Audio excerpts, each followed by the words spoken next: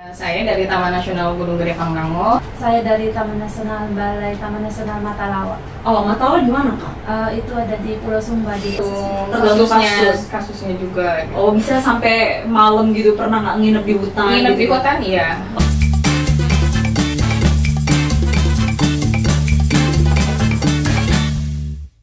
Hai Sobat Gakum, senang banget nih hari ini kita ketemu lagi di acara Gakum Podcast bersama saya, Citra. Nah, hari ini seperti yang udah Citra janjiin di episode-episode sebelumnya, bahwa kita nih Gakum Podcast akan melakukan wawancara dengan bintang tamu yang gak kalah keren di setiap episodenya. Nah, dari tadi kita ngomongin TN. TN tuh apa sih?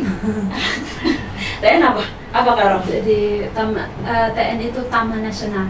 Taman Nasional. Dan Nah, Taman Nasional teman-teman, kalau misalkan teman-teman tahu, Bromo itu termasuk Taman Nasional ya, dalam kawasan Taman Nasional. Kemudian mungkin yang sering-sering mendaki ya, Gede Pangrango sering ya dibagi ya. Kalau di Matalawa sendiri banyak pendaki-pendaki juga nggak di sana?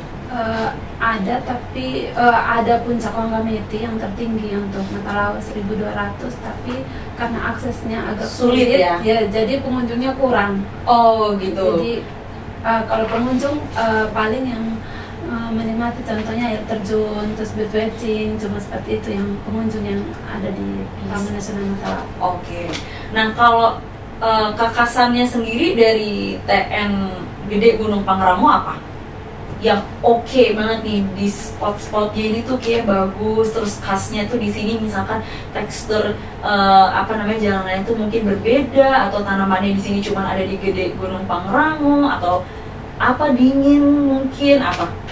Kan mungkin teman-teman di sini banyak yang mau berkunjung tapi mungkin belum tahu kalau kita kesana bisa ngapain aja sih gitu. Jadi di Taman Nasional itu sebenarnya banyak ada kegiatan yang memang boleh dilakukan dan tidak boleh dilakukan yang lain. Jadi ada beberapa kegiatan yang boleh dilakukan di Taman Nasional itu seperti rekreasi di tempat yang memang peruntukannya untuk dilakukan kegiatan wisata. Terus jadi sebelum ini Mbak, saya ini dulu, Taman Nasional itu kawasan pelestarian alam yang dikelolanya secara sistem zonasi. Jadi di dalam Taman Nasional itu dia ada zona-zona, ada zona inti yang memang tidak diperbolehkan dilakukan kegiatan aktivitas apapun. Terus ada zona rimba yang dekat zona inti gitu kan. Terus ada zona rehabilitasi, zona tradisional, dan zona pemanfaatan. Nah, untuk zona pemanfaatan ini kita boleh melakukan kegiatan kayak wisata, terus puncak gitu bisa ya? Ya, mendaki bisa. Pendakian.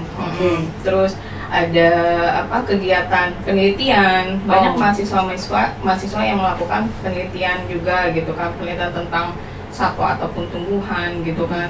Terus melakukan pendidikan konservasi alam, terutama yang di tempat saya bekerja itu kan ada pusat pendidikan konservasi alam Borgol, di mana memang peruntukannya dia itu khusus untuk memberikan pendidikan konservasi alam. Jadi ada beberapa kunjungan sekolah-sekolah ke PPKAB, ataupun kita punya program yang visit tuh sekolah itu melakukan sosialisasi yang tadi mungkin dibilang sama Ana itu. Oh, berarti hanya yang digunakan selama ini masyarakat itu hanya di zona pemanfaatan itu ya? Untuk kegiatan wisata dan lain sebagainya itu di situ. Untuk yang lain berarti tidak boleh dimasuki selain izin gitu ya? Ya, atau ada izinnya dulu gitu kan. Kayak mahasiswa melakukan penelitian pun juga itu harus ada simaksinya Mbak, surat izin masuk kawasan konservasi gitu. Jadi nggak semudah itu ya. Jadi kalaupun misalkan kita mau mendaki pun kan juga ada pos-posnya, harus izin, harus bayar dan sebagainya. Apalagi kalau misalkan untuk membuat acara-acara tertentu ya yang sifatnya bukan yang komersil, itu butuh izin yang lebih ketat gitu ya. Ke mana? Ke TN ya? Langsung ke kantor Taman Nasional ya. Langsung ke Taman Nasional. Kantor balainya bisa gitu. Nah, kalau dari Taman Nasional Matalawa sendiri yang menjadi khasnya, keunikannya di sana apa? Taman Nasional Matalawa itu sendiri, kalau burungnya sendiri ada 14 jenis burung yang endemik, tapi 2 yang menjadi ikon dari Taman Nasional, karena Taman Nasional Matalawa itu dari Manupeu, Tanah Daru, dan Laywangi, Wanggameti. Jadi 2 itu ada di 2 jenis burung ini, ada kakatua jambul jingga hanya ada di Sumba, dan Julang Sumba. Itu dua yang ikon yang ada di Taman Nasional. Selain itu potensi lain yang ada air terjun yang walaupun aksesnya sulit, tapi ketika sudah berada di sana kita akan puas menikmati dan seperti bagus kita, ya, benar. Dan apa nama air terjun? Ada satu yang aksesnya mudah itu air terjun Lapopo. Oke. Dan air terjun yang agak sulit Waikanapu, dan ketinggiannya lebih bagus dan lebih luas. Berarti semakin sulit itu semakin bagus nanti ya. Oke. Jadi teman-teman kalau misalkan teman-teman mau ke Gunung Gede Pangrango ataupun ke Matalawa, tenang aja, di sana bakal disuguhi pemandangan-pemandangan yang luar biasa cantik. Tapi ingat teman-teman, kalau kita ke sana tentu harus bayar tiket dulu ya. Kemudian kalau misalkan ingin mengadakan kegiatan-kegiatan harus izin itu. Dan kalaupun sudah diberi izin, tolong bertanggung jawab. Jadi jangan kalau udah dikasih izin bisa seenaknya ya teman-teman ya, karena teman-teman di sini aja dengan jumlah SDM yang terbatas, sebegitu sulitnya menjaga hutan, apalagi teman-teman udah diberikan izin, jadi teman-teman juga harus menjaga kepercayaan yang telah diberikan mungkin dari Taman Nasional itu. Jadi tidak menimbulkan hal-hal yang yang selama ini kita tahu lah ya seperti apa gitu ya. Tadi kan udah dijelasin ya, ada beberapa hal yang di kawasan-kawasan tertentu itu hanya boleh dikunjungi oleh masyarakat untuk penelitian dan lain sebagainya. Nah, ada nggak sih aturan secara tertulis ataupun yang mungkin diinfokan nih ketika masyarakat itu datang ke Taman Nasional? Boleh dan yang nggak bolehnya tuh apa? Ada nggak? Sebenarnya ada papan ya Mbak. Kita di situ ada papan informasi terkait aturan apa saja yang boleh dilakukan ketika kita berkunjung ke Taman Nasional, dan aturan apa saja yang kita tidak boleh lakukan gitu ketika berkunjung ke Taman Nasional. Seperti salah satunya kita tidak boleh membuang sampah sembarangan, hal kecil saja ya Mbak ya.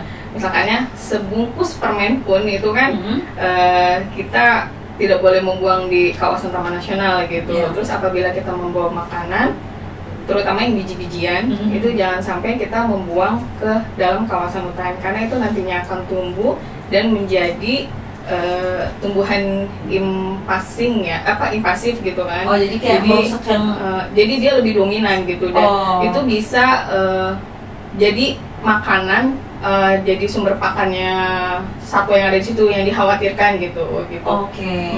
Yang padahal itu sebenarnya bukan makanannya dia. Misalnya jeruk gitu atau biji semangka gitu kan, nggak boleh buang sembarangan di situ, dan tidak boleh membawa kayak radio-radio gitu yang dapat menimbulkan kebisingan yang dapat mengganggu habitat satwa di situ. Karena ketika kita berkunjung ke Taman Nasional, kita akan menemukan satwa dan tumbuhan juga kan.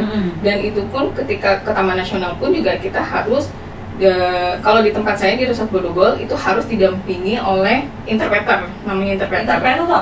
Dia semacam kayak guide gitu Mbak. Ya, jadi fungsinya interpreter itu dia tidak hanya mendampingi si tamunya itu tersebut, tapi juga dia gimana menjelaskan objek-objek yang ada yang ditemukan di jalur gitu kan. Apakah itu tumbuhan atau satwa. Nah, dari satwa atau tumbuhan tersebut kira-kira filosofi apa nih yang dapat dibawa pulang sama pengunjung itu. Jadi pengunjung tidak hanya menikmati alam saja, tetapi ada pengalaman khusus yang dia bawa gitu. Jadi tidak hanya foto, tidak hanya apa gitu. Jadi ada pengalaman yang berkesan, ada nilai-nilai yang bisa nilai-nilai konservasi lah yang bisa diambil, entah itu harus menjaga lingkungan, hal sederhana lah misalkan di rumah gitu ketika dia pulang. Tapi pernah nggak sih kayak ada pengunjung yang mungkin melakukan yang tidak seharusnya dilakukan dan kemudian ada sanksi gitu yang udah diterapkan di Gunung Gede Pangrango sendiri? Paling buang sampah sembarangan ya Mbak ya. Apa? Teguran atau apa biasanya? Iya, teguran. Terus ada juga kita memberikan harus menanam pohon gitu misalkan. Gitu. Jadi sanksinya itu lebih ke suruh menanam pohon. Iya, menanam pohon gitu, karena kan pohon itu nantinya kan berguna juga buat kita ke depannya gitu kan. Nah tadi, kalau yang interpreter itu kan guide ya? Iya, semacam kayak gitu. Nah, apakah teman-teman yang berkunjung itu bisa bertemu atau bisa mengajak interpreternya untuk jalan menyusuri itu harus gimana? Bayar juga atau udah include atau kita tinggal ngomong saya butuh guide nih gitu? Biasanya gimana? Ya, jadi ketika masuk ke kawasan konservasi itu memang harus SOP-nya itu harus didampingi interpreter. Dan itu memang ada fee-nya untuk interpreter itu sendiri, dan kita menerapkan yang namanya ekowisata, Mbak. Jadi pemberdayaan masyarakat. Jadi interpreter itu masyarakat lokal.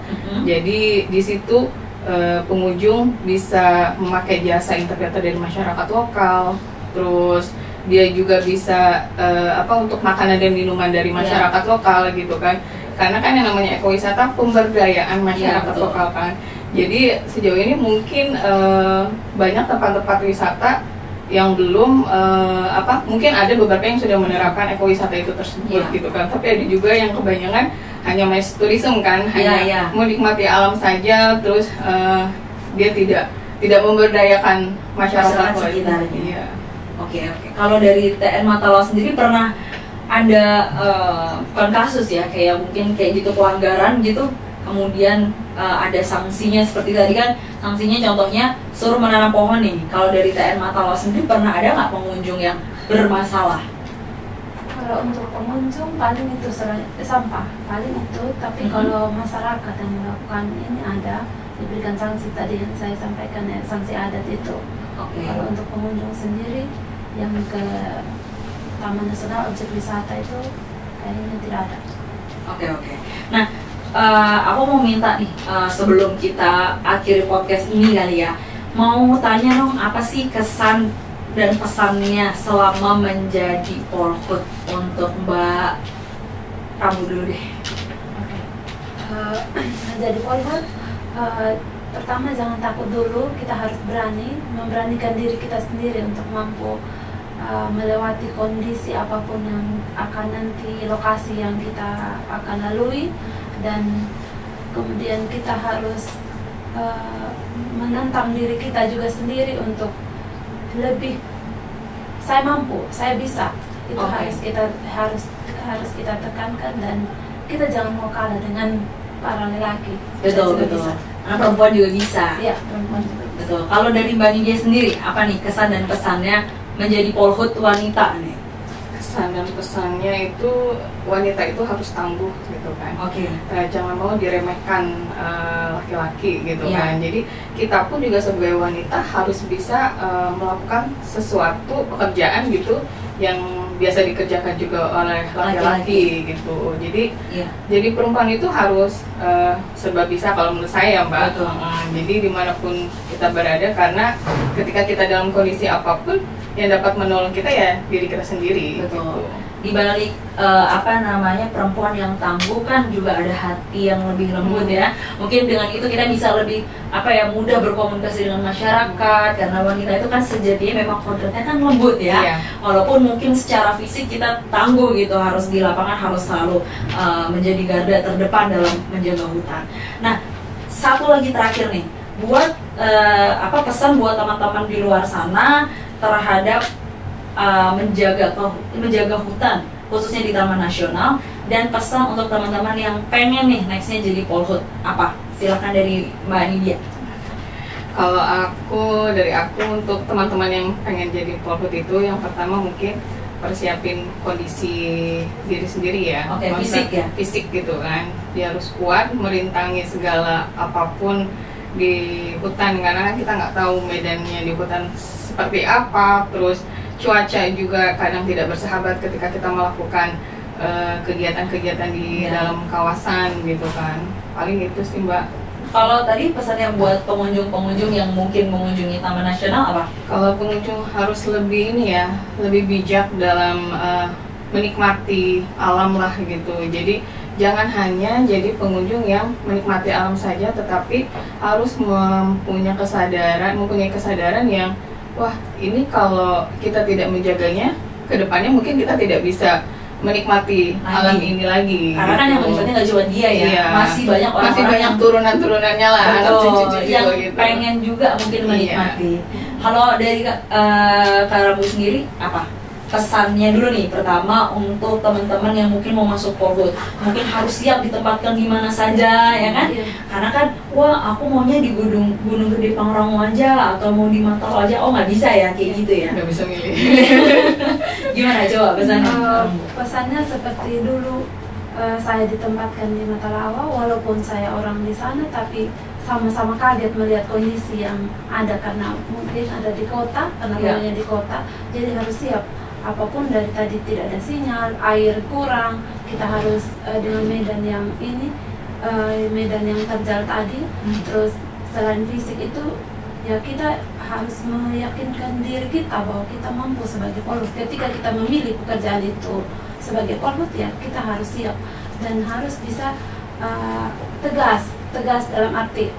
Pertama mungkin kita bisa ketawa dengan, misalnya kita ketemu pelakunya, kita bisa berbicara dengan baik, tidak mesti dengan kekerasan, tidak mesti dengan kata-kata yang seperti laki-laki pada umumnya, tapi dengan kata-kata yang baik mereka juga bisa paham apa yang kita sampaikan dan akhirnya mereka sadar. Betul. Dan tadi pesannya mari kita jaga sama-sama kawasan Taman Nasional Matalawa, karena peran penting dari kawasan itu selain fungsinya sebagai sumber mata air yang ada di kawasan, jadi kalau dan burung-burungnya juga sebagai benteng terakhir, hanya tinggal kawasan Matalawa yang menjaga itu. Jadi sama-sama mencintai, kalau tidak air juga tidak ada dan lain sebagainya. Oke. Nah teman-teman, itu tadi obrolan seru kita pada hari ini dengan dua Sri Kandi kita. Kita beri aplaus dong teman-teman di sini buat dua Sri Kandi kita. Boleh pantun. Oh boleh, tunggu dulu. Ada yang mau pantun nih sebelum ditutup. Silakan, Mbak Nidia. Oke, membeli emas di toko kalung. Kalung besar, mahal harganya. Apa tuh? Yuk sama-sama kita jaga kawasan di sekitaran gunung agar lestari sumber dayanya. Wih, mantap. Teman-teman udah dikasih pantun sama Mbak Nidia, jadi teman-teman harus jaga kawasan hutan, taman nasional, dimanapun teman-teman mengunjungi taman nasional, karena Indonesia itu punya banyak sekali taman nasional, nggak hanya di Gunung Gede Pangrango, nggak hanya ada di Matalawa, nggak hanya juga di Taman Nasional Gunung Bromo ya, banyak sekali ya karena Indonesia luas banget. Mungkin sampai sekarang saya dewasa pun mengunjungi tempat-tempat di Indonesia itu nggak akan cukup ya, karena memang luar biasa banyaknya tempat-tempat yang bagus. Jadi memang kita sebagai warga negara Indonesia, kita juga harus punya awareness untuk menjaga itu semua. Dan tentunya kita beri apresiasi juga kepada teman-teman polisi hutan, Polhut ya, Polhut wanita yang sudah senantiasa menjaga kawasan hutan nih dengan bukan kesibukan ya, tapi memang perannya yang banyak gitu ya, multi talent nih perempuan. Ya harus jadi ibu, harus jadi istri, harus jadi polisi, dan luar biasa sekali. Nah itu dia teman-teman podcast kita kali ini. Semoga kita bisa ketemu lagi di podcast selanjutnya. Bye.